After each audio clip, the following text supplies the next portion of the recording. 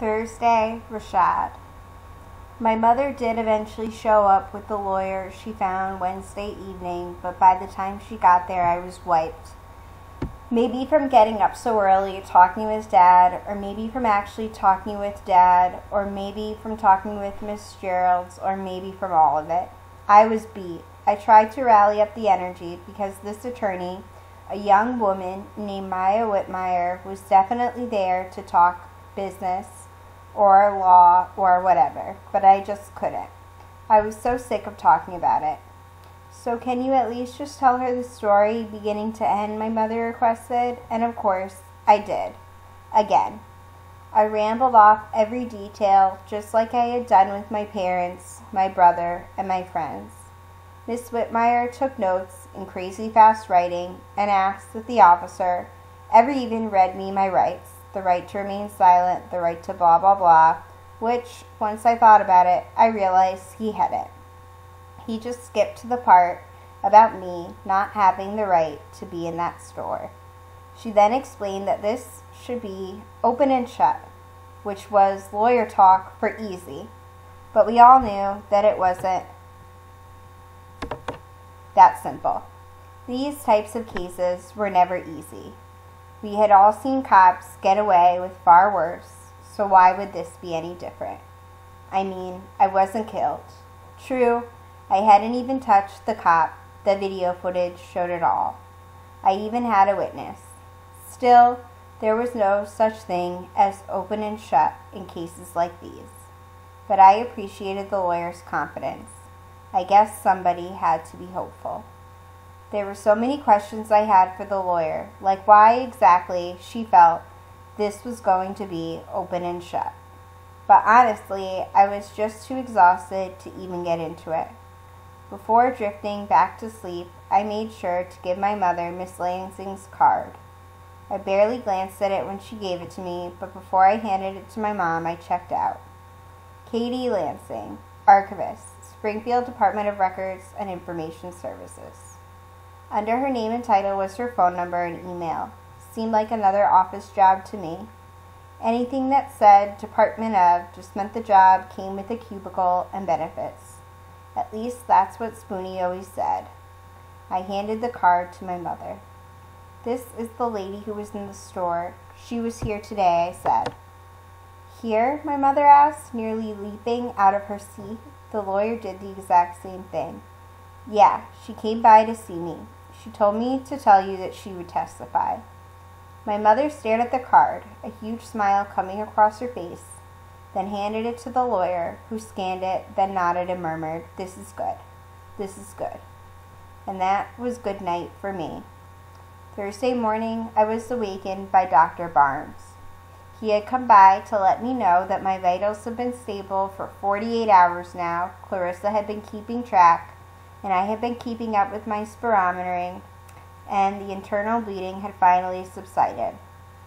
I just needed to stay put for a few more hours, and then he'd be discharging me. Well, once my parents got there. Best news ever. I was ready to go. I took a shower, making sure I didn't get the bandage on my nose too wet, and I had to wash my torso lightly. Even the slightest pressure on my ribs still made me see white. But when I got out of the bathroom, I realized that the only clothes I had were the ones I had on when I got to the hospital.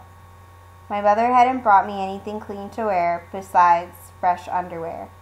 She brought 8 pairs. Actual clothes seemed to slip her mind. And if she hadn't thought about it, I knew my father hadn't thought about it.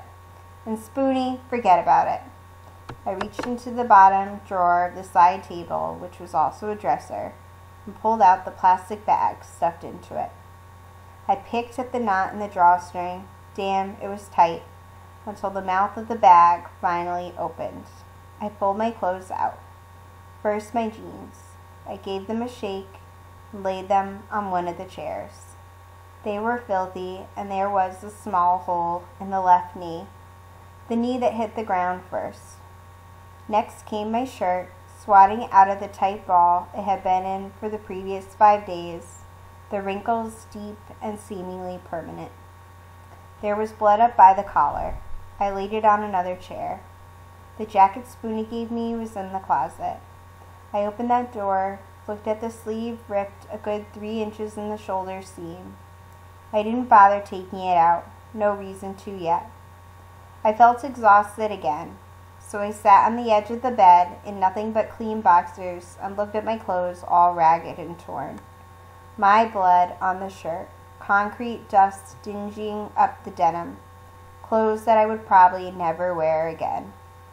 "Hello," Clarissa's voice came from behind the door just before she poked her head in like usual. I didn't flinch. It honestly didn't matter. "Whoops, I'm sorry," she said, noticing that I wasn't dressed. "It's cool," I replied, grabbing the gown. "Come in."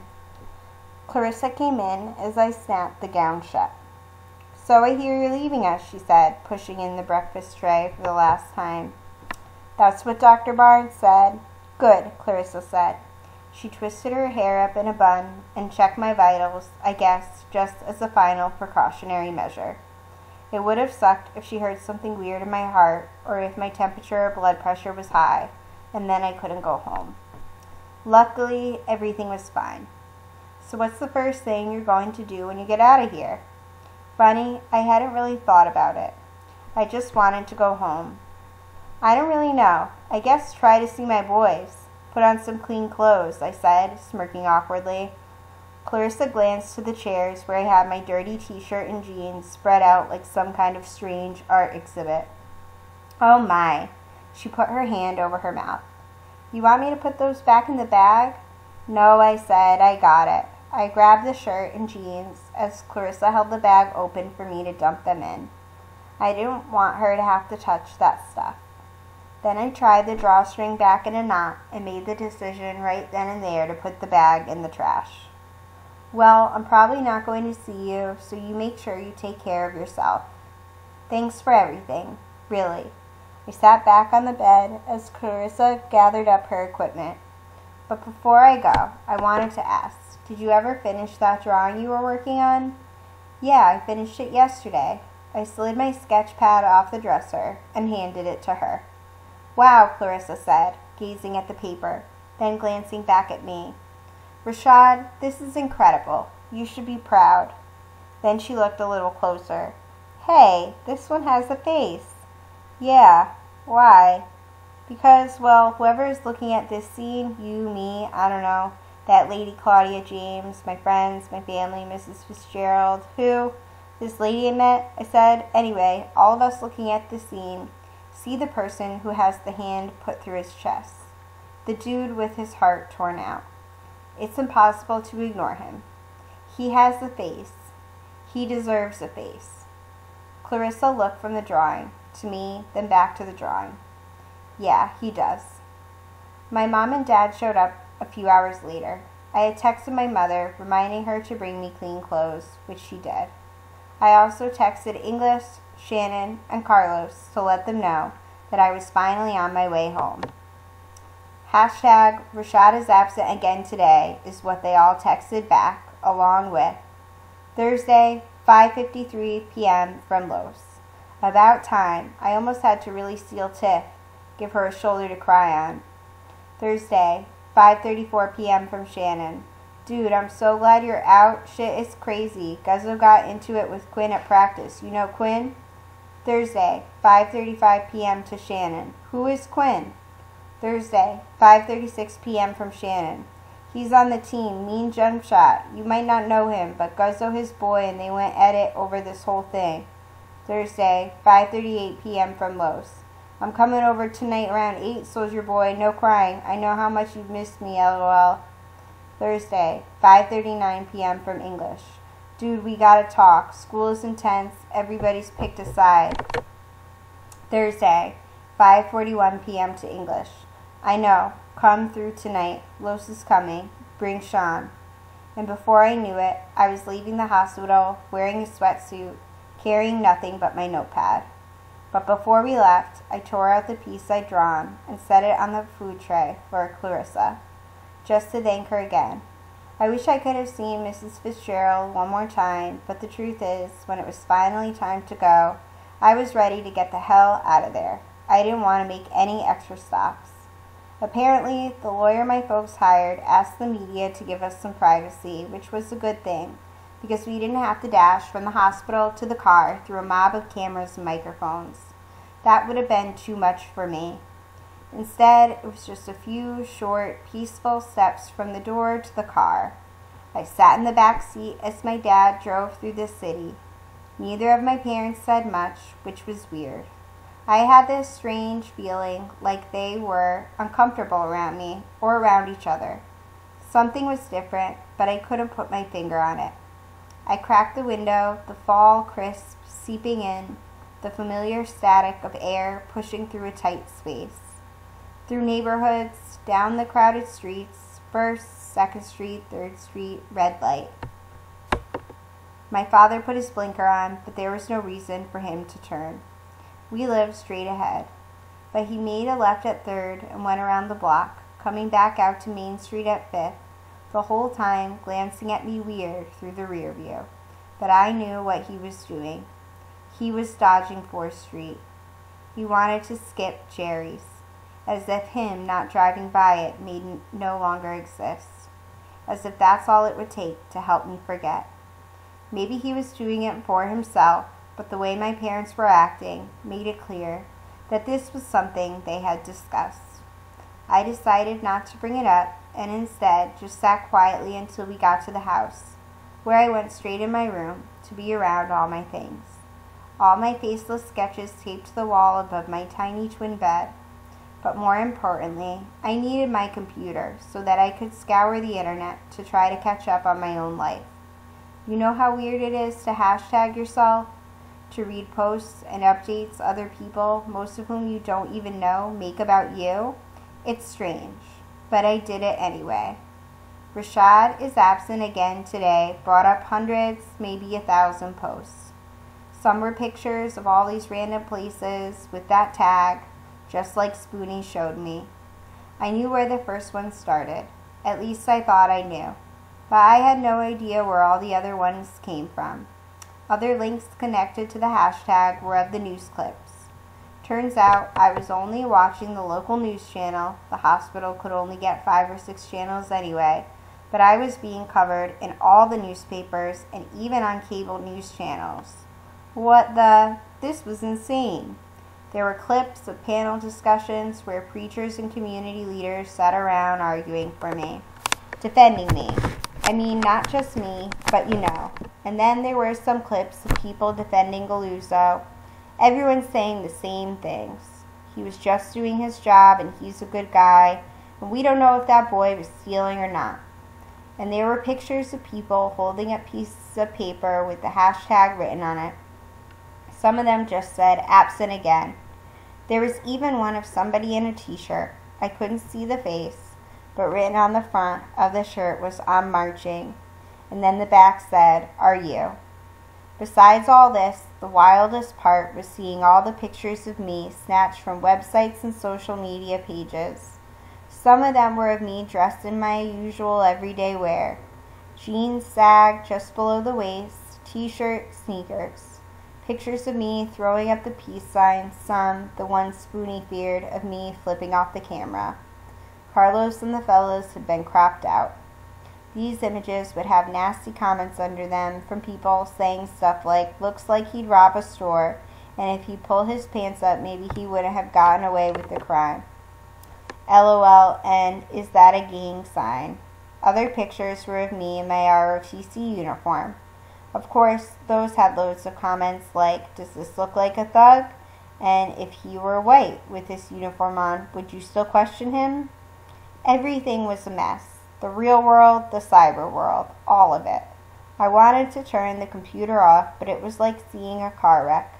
You keep looking, and I kept digging. Deeper and deeper into the rabbit hole, finding pictures and comments about my family. People saying that my father was a dirty cop and asking why everybody cared so much about me when my dad shot a kid for the same reason years ago. Oh, so just because Officer Galuzzo's white, everybody's mad now? What about Officer Butler? This kid is the son of a bad cop.